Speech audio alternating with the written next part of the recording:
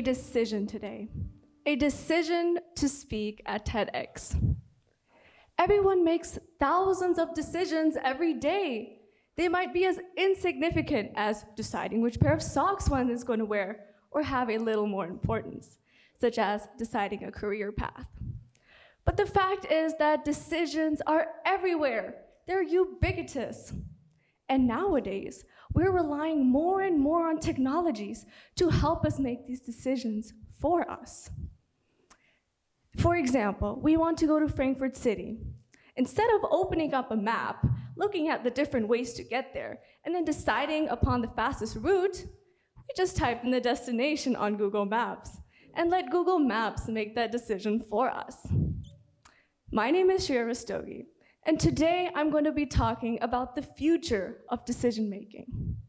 More specifically, how AI will help us and influence our decision-making in our day-to-day lives. So I'm going to outline what a world would look like where AI has taken over our decision-making, and then leave it up to you, the audience, to decide whether you would like to adopt this society or not. But before I get started, I feel like it is really important for me to define what decision-making even is. Decision-making is the cognitive process resulting in the selection of a belief or course of idea. And the decisions I make might be completely different from the decisions you make, because decisions are heavily dependent on the decision makers, knowledge, beliefs, ideas. One can say that you are who you are based on the decisions you have made. So they're kind of a big deal, but they're not that easy to make now, are there? Because there are so many people out there that are trying to manipulate our decision-making. They're gaining so large financial incentives out of this. Let's say you're outside a supermarket. You see a poster which says, "Buy product A. Product A is amazing, it's cheap, awesome." And then when you walk inside the store, you're bombarded with all these different possibilities, all these different products, but you still remember what you have read from that poster about how great product A is, and what do? You buy product A. Company A has successfully manipulated your decision-making skills. Well, this is only a small example. Let's think big. Let's think politics. Politicians are trying to manipulate our decisions so that when we walk inside the voting ballot, we vote for them. So yeah, decision-making is difficult as well. Who here is satisfied with all of the decisions they have made? Anyone? I see any hands? Well, I aspire to be like you. But for the rest of us, we're not so great at making decisions now, are we? Because there are 7 steps to effective decision-making. The first one is to identify the decision. The second one is to gather information, identify alternatives, weigh the evidence, choose among alternatives, and take action. Us humans generally, we're great at steps 1 to 6. We can take the action. But when it comes upon reviewing and reflecting upon our decisions, we often find that the decisions we have made in the past are not so great. And that is okay, because each day we're armed with so many new facts, so many new experiences, that our decision-making is bound to get better every day. And I'm pretty sure most of you guys have heard about this before. But why is there so much regret in society? Why? You see, psychologists have gone so far as to even coin a fancier word for regret, namely post-decision-making dissonance. Why is there so much post-decision-making dissonance? Why can't so many people relate with this quote? Well, to name a couple of reasons why. Us humans, we're irrational, right? We make decisions with our heart and not our brain sometimes. We look at the short-term benefits and we don't look at the long-term benefits. Sometimes we just have so much information bombarded at us. Nowadays, this has become even more complex since we have so much information right in our pockets.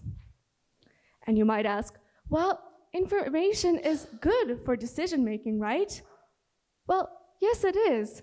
But now you see, our brain isn't programmed to process so much information on a daily basis. And also, as I mentioned before, there are people out there that are trying to manipulate our decision making. So when we read something on the internet, let's say a blog about how great product A is, does the blogger genuinely think product A is good? Or is company A paying the blogger so that the blogger could write great stuff about product A? We don't know. And no wonder there is so much regret. No wonder we are confused, we are frustrated nowadays because of all this misinformation floating around. I can't blame you. I'm not great at decision making myself. But naturally, us humans, we have created a demand for a product that can help us in our decision making process. And as my economics teacher likes to say, when there's a demand, a supply is quick to follow. Well, except in the case of the coronavirus vaccine, but that is a different TED Talk now, isn't it? So, as I speak today, neuroscientists are developing a kind of decision-making machine, a machine which can make decisions even better than the human. You might ask, how does that even work? When most of us think of our brain, they think of this mystical ball of magic. But what they don't see is that our brain works just like a machine. Through our brain flow biochemical algorithms, and information, knowledge, is stored inside these little synaptic weights.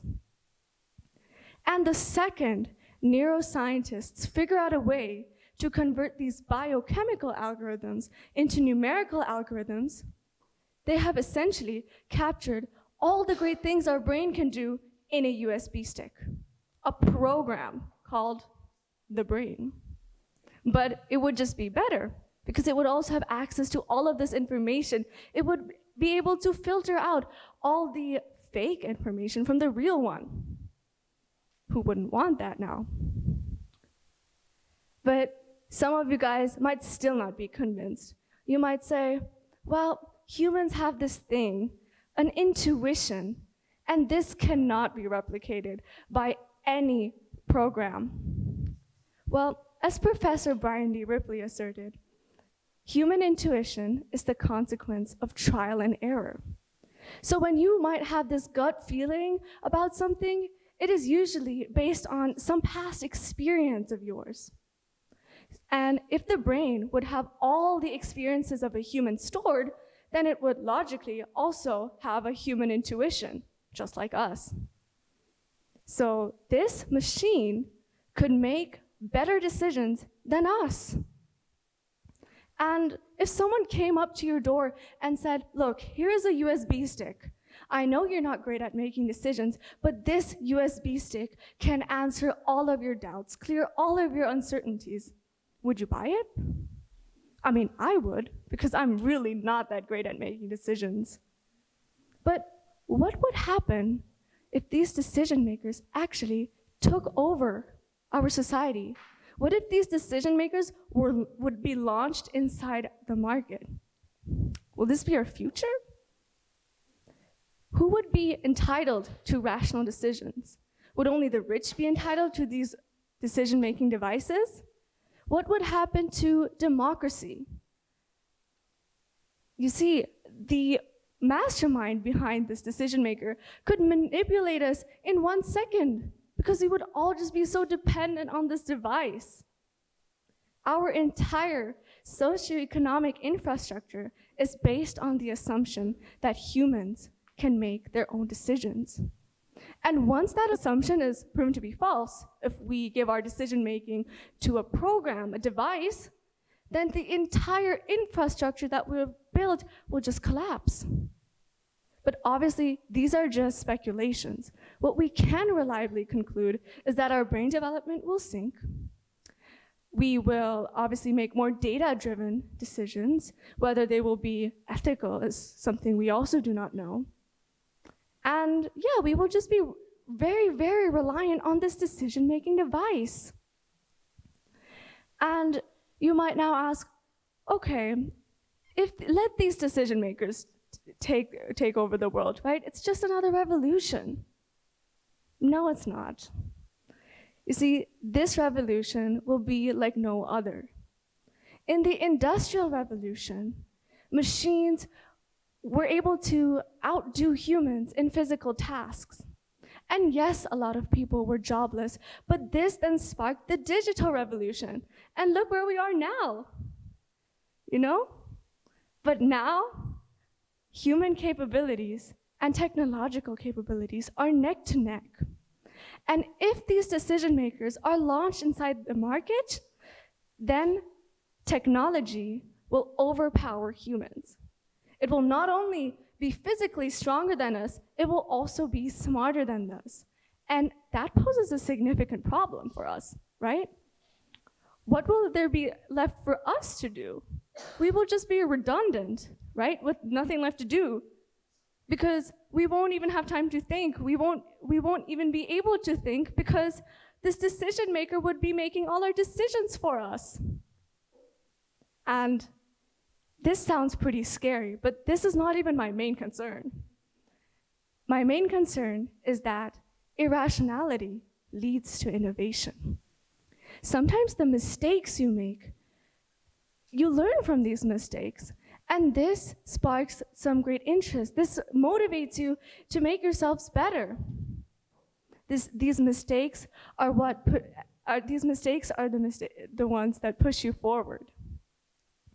If Steve Jobs had a decision maker and he would have asked, should I launch Apple? The decision maker would have said, no, the financial risks are too high. And if Steve Jobs hadn't taken this irrational decision, why would I be even up here giving this TED Talk now? Irrationality leads to innovation. And now some of you guys might be completely terrified, and honestly, I was as well. But then I realized that there is a way to stop this. The whole reason why decision makers would be in the market is because we have created demand for them. So the only way to stop societal destruction, the collapse of everything we've built, is to eradicate the demand we have created. We have to learn to be satisfied with the decisions we make. We have to learn that the decisions we make are not set in stone. And we obviously have to assess the situation we're in and analyze information given. And yes, this sounds easier said than done, but we have to appreciate our decision-making gift. You see, right now we're in a society where we all want to reach the most idealistic version of ourselves. And what we're not realizing is that in order to reach this super idealistic version of ourselves, we're ready to give up the most important weapon we have, the weapon of decision-making. This is what sets us apart from all of the animals, everyone. This is what has brought us so far today. This is why I'm standing on the stage.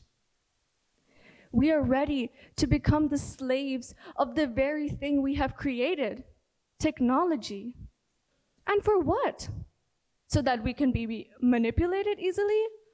Or that our brain development will sink and we will just be redundant creatures in society? What's the point? We need to learn to think of decision-making as a gift and not a burden.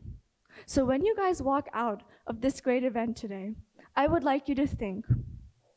I would like you to think about how you think and appreciate the gift that has been bestowed upon humanity, the gift of decision-making. And I certainly am super grateful for speaking here at TEDx today, and I think I made the right decision for this. Thank you for having me.